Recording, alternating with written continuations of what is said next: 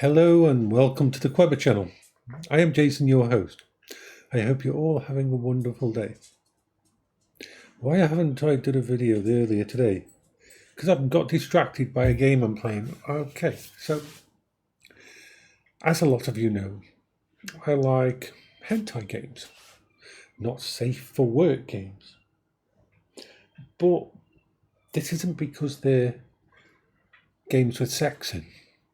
It's because they're actually really innovative games. If your only experience of porn games and that is Western games, then you really have no idea what's out there. The sad thing is that some of the Japanese adult RPGs are actually more depth in them.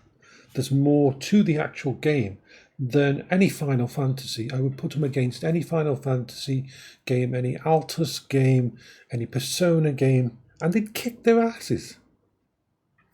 It just so happens that they have adult stuff in at the same time.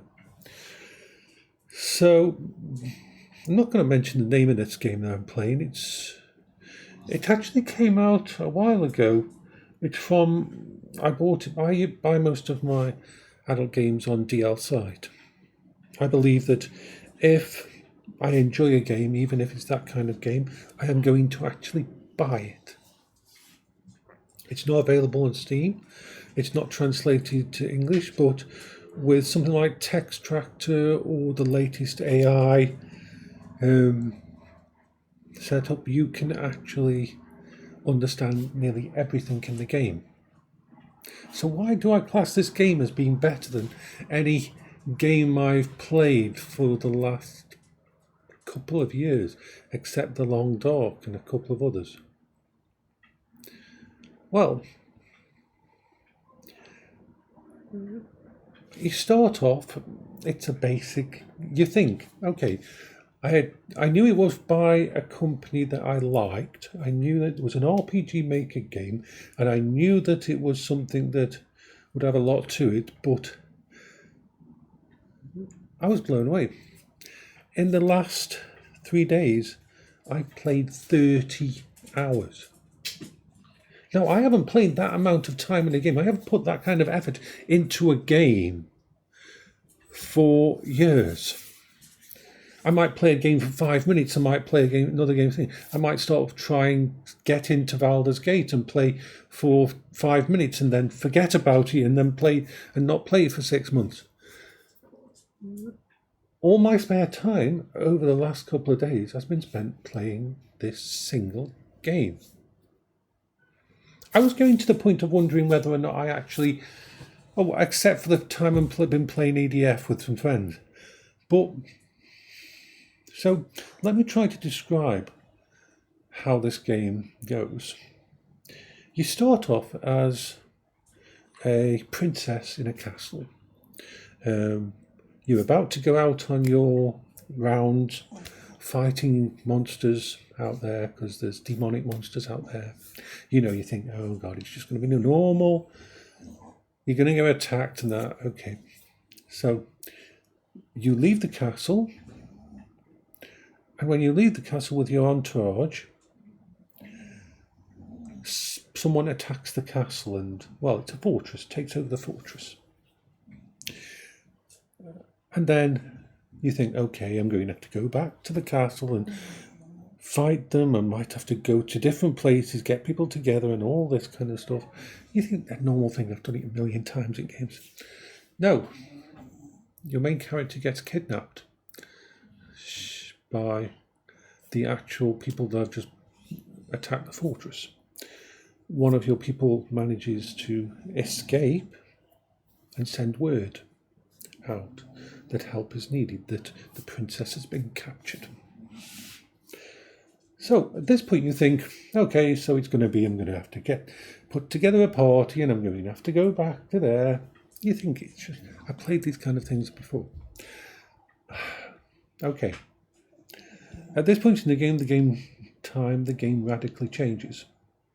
it brings up a option screen of a circle of rotating characters, 15 of them, I believe, and each one is a separate game.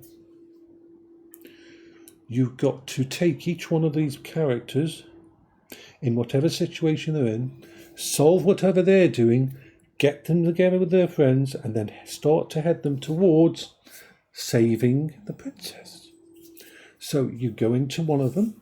One of them is just like a priestess, and you've got to go and you talk to by a dragon god or something, and you've got to basically go around to I think it's 7 or 6 different powerful priestesses, and fight them and challenge them to gain power so that you can go on the quest and you can go and try to save Princess. That's the first one.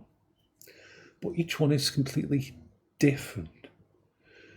Some of them are about an assassin on a job.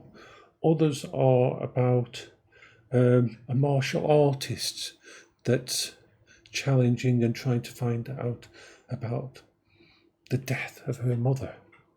All these little quests, and each one of them is about the size of an hour, 2 hour long, its own little game that you play through with a different character, and they all get to the point where they're ready to go start looking for the princess, and then it says to be continued, and then you do the next one. So you go through all of that, and then you realise you're still in pretty much the tutorial of the freaking game.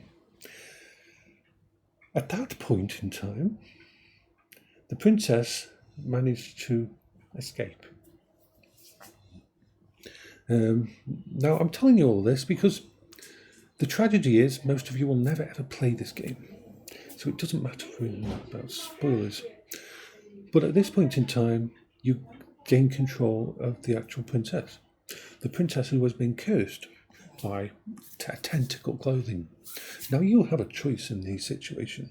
You can actually go what I would class as a depraved route, where you accept the tentacle clothing, you work with it, and you give it its own identity, it has its own personality, and you watch that you evolve to be able to use powerful magic to do with tentacles and nastiness and that. It's the depraved path. You're still a good person, but it's the depraved path. Or you can fight against it and go a completely different path. At this point, you gain access to a little, what looks like a rundown building and that, and I had no idea that basically over the next 20 hours, you will recruit every single one of those people out of that list.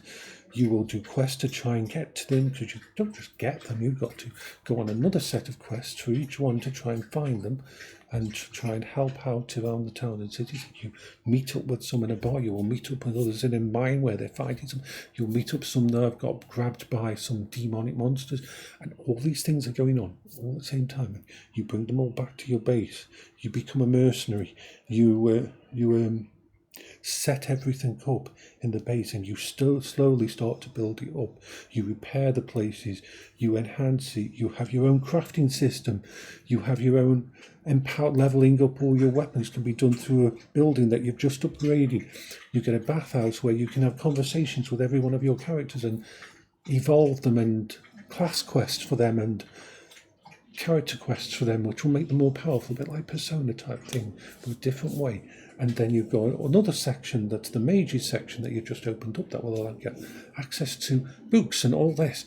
And this all happens in a very, very fluid way. Even though it's a Japanese game, even though I would like to say 5% of the actual stuff I struggle with after I've sorted everything else. But that game has more storyline, more quests, more energy and intent within it than anything I've played from the West in the last 2 fucking years. That's the sad thing. And the really sad thing is that this game isn't a one-off.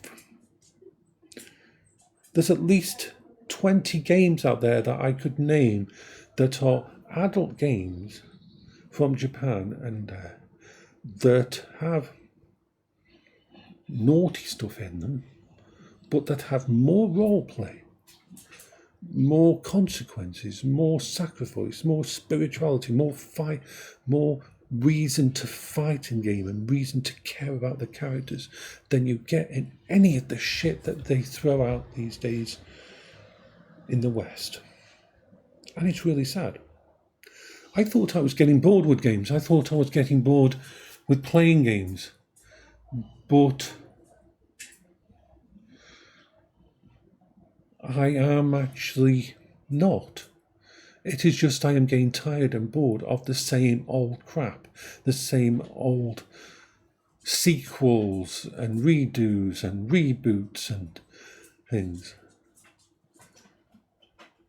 The faceless, soulless, money-sucking industry that it's become with stuff like GTA and all that, and the amount of millions and billions they make out of it.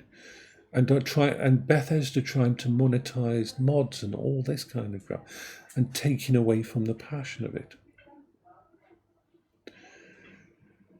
And so that's what I've been doing. And I'm probably got, I would say I probably got about 10% into this game. I think if I try to do a full playthrough, which I am, because as soon as I shut this down, I think I'm going to fucking play it some more before I have to have something to eat.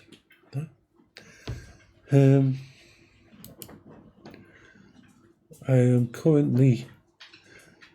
You can only have you can have 5 people in your characters in your actual things, and yeah, I wish we had more games of this caliber in the West. And I wish we weren't so prudish in the West and we understood that a game with sexuality and that kind of side of things and the darkness that comes along with it and all that kind of thing can actually enhance a story, enhance a reason for playing, enhance a reason for thinking. Because that's been the big delimiter and demarcation point in games in the West. They've always shied away from adult in games, or if you do get an adult game, it's more like just a joke. And that's the sad thing, because real life, and a hell of a lot of people are adults who game.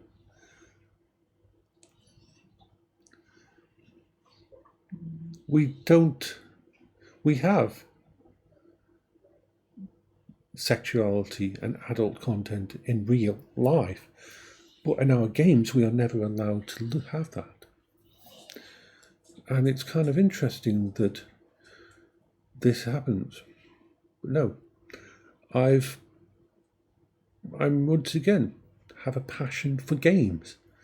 It wasn't the game. It wasn't me that was losing interest in games. It was the games that were losing me. I mean, not all Western games are bad. I'm playing EDF 6 and I'm bloody well enjoying it. But it's a rarity these days to find a game that isn't covered in monetization, that isn't covered in trying to turn me into a cash cow. I bought this game with some points I had at the store because I'd grabbed them earlier on in the year, and I've got more enjoyment out of this than any £60 game or premium game I can think of except for EDF. And EDF is another outlier, because EDF is another one that's just about the fun and the ridiculous story and the bad dubbing and the bad script and it's a joy to play and blow shit up and destroy giant insects. It doesn't try to turn you into a cash cow. So, this is Jason's rant on that. And if you actually doubt that I put that amount of time into this game, so then, because I have multiple save games of this now, and my current version that I am playing, I will just show. I've got my current version has just going up to 23 hours in it. So let's just there. So you can see 22 hours, 58 minutes, 36 seconds. And to put that in perspective, and this is the thing, to put that into perspective, I picked this up and downloaded it. As in, I remembered it, not last night, the night before, because I was going through stuff with a friend on Discord, on the Chill channel, on Thingy, and I noticed that I had a game that I had bought a while ago that I hadn't actually downloaded. I must have got distracted. It happens. I buy games and then my brain goes in different directions. And so I only got it on 2 days ago at about 9-10 o'clock at night. So I pretty much played it for 2 whole days, every spare minute I've had. And that's awesome.